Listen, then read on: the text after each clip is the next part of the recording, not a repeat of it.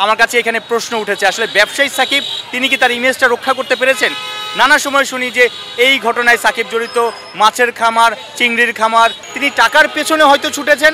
তিনি হয়তো আরেকটু সেন্সিবল হলে, আরেকটু যদি সচেতন হতেন, তাহলে কিন্তু সাকিবের এই বিষয়গুলো হয়তো এইভাবে আসতো না। সাকিব দেশে ফিরতে পারছিলেন না, সেটা রাজনৈতিক কারণে, সেটা আমি আলাদাভাবে রাখছি। সাকিব 22 গজে বিশ্ব সেরাদের মধ্যে একজন বছরের পর বছর ধরে ছিলেন। সাকিব ক্রিকেট মাঠের সাকিব, নো ডাউট সবার পছন্দের। কিন্তু ব্যবসায়িক সাকিব, আমার কাছে এখানে প্রশ্ন উঠেছে, আসলে ব্যবসায়ী সাকিব তিনি কি তার ইমেজটা রক্ষা করতে পেরেছেন?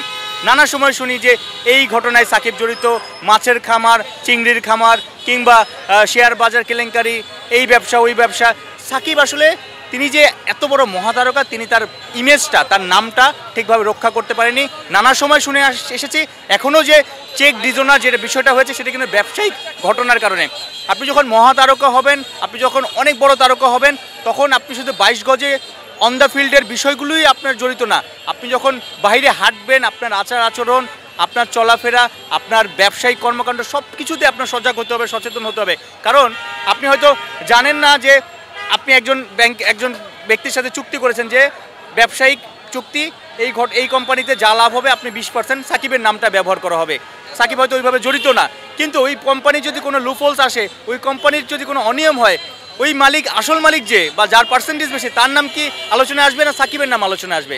সো সাকিব নানা বিষয়ে আমরা দেখেছি, তিনি টাকার পেছনে হয়তো ছুটেছেন। তিনি হয়তো আরেকটু সেন্সিবল হলে, আরেকটু যদি সচেতন হতেন, তাহলে কিন্তু সাকিবের এই বিষয়গুলো হয়তো এইভাবে আসতো না। নানা সময়ে হয়ে আসছে। এখন আসলে এই সাকিবের এই ঘটনা থেকে আসলে শিক্ষণীয় বিষয় হলো, যারা ইয়াং রাইজিং স্টার আছেন, যারা তারকা হওয়ার পথে, বাংলাদেশের ক্রিকেটে মহাতারকা হওয়ার পথে, তারা শুধু মাঠের 22 গজে ভালো ক্রিকেট খেলার পরে বাহিরে অফ দ্য ফিল্ডে তার পার্সোনাল লাইফ, তার ব্যবসায়িক কর্মকাণ্ড, এই বিষয়গুলোতে আরও সচেতন হতে হবে। শুধু টাকার পেছনে ছুটলে হবে না, আপনার ইমেজ রক্ষা করতে হবে, কারণ ইমেজটা আপনার সবচেয়ে বড় ইম্পর্টেন্ট রোল প্লে করে।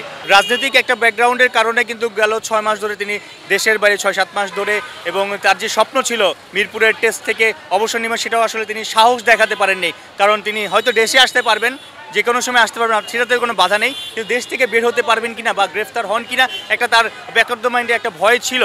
এখন যে বিষয়টা হয়েছে, তিনি ব্যবসায়িক কর্মকাণ্ডের কারণে তিনি চেক ডিজোনারের একটা মামলায় তিনি গ্রেপ্তারি পরোয়ানা তার নামে জারি হয়ে গেছে। এখন তো আসলে তিনি মনে হচ্ছে যে তিনি আর দেশে ফিরবেন না। কেউ তো আসলে এইভাবে এই সময় আসলে দেশে ফেরে না। আর তার কাছে যদি প্রমাণ থাকে যে তিনি আসলে সেটা কেন হয়েছে, বা তার ভুলভাবে তার বিপক্ষে একটা গ্রেপ্তারি পরোয়ানা হয়েছে, সে যদি সেটা লড়াই করেন, সেটা যদি তিনি উকিল ধরেন, বা তিনি যদি কোর্টে সেটা লড়াই করেন, সে যদি জেতেন, সেটা ভিন্ন আলাপ। তবে এখন মনে হচ্ছে সাকিব আল হাসান বাংলাদেশের ক্রিকেট থেকে অতীত হয়ে গেছেন।